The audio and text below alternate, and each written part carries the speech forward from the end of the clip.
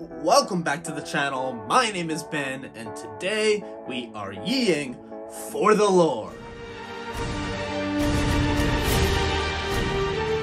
So if you've been here before, you know how it works. We spell out the name of the character with the exercises on the Ancient Yi Scrolls. And if you haven't been here before, go check out the other Star Wars workouts right up there. So in order to stay on track, feel free to pause the video to catch up with the Yi. Go back if you missed an exercise, or more importantly, honestly, a piece of lore. Today we have an exciting Yi, a special character from a certain game that I just finished playing. That character's name is TARA RASHIN.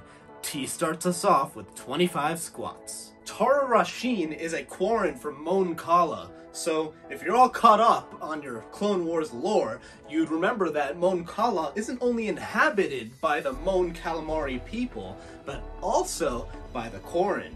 They do have a bit of a rivalry in the Clone Wars, but it seems they've managed to live in peace by the time Din Djarin rolls up on the place. A is 50 jumps. I'm sure we all know the Mon Calamari species very well, as famously represented by the Admiral himself. Admiral Jael Akbar. And of course we can't forget, and I quote from Wikipedia, the unidentified Mon Calamari dock worker. You know, the one wearing that sweater in The Mandalorian. You know what I mean. R is 15 shups. Although TARA RASHIN is from Mon Cala, she's not Mon Calamari, but in fact a Quarren. The Quarren species also first appeared in the original trilogy and can also be seen in Clone Wars, and one of them can be seen getting their torso cut in half by a door in The Mandalorian. A is another 50 jumps.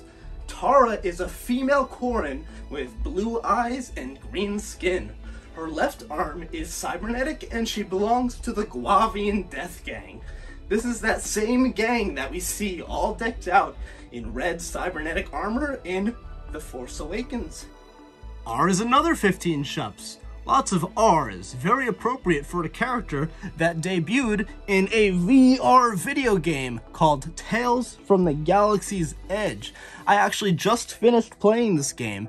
It was released for the Oculus Quest 2. Yep, this has been me the last few weeks.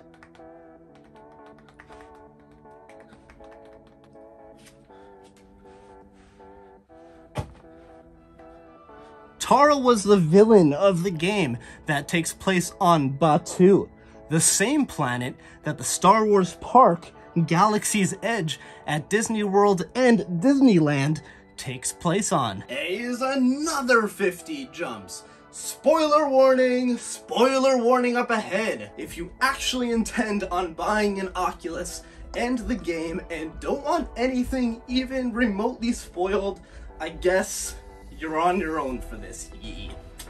Sad. Very sad. So, Tara hijacks a cargo transport that's flown by J4X, one of Mubo's droids. Mubo is the proprietor of the droid depot in Black Spire Outpost on Batuu, which you can actually visit in person at Disney World or Disneyland.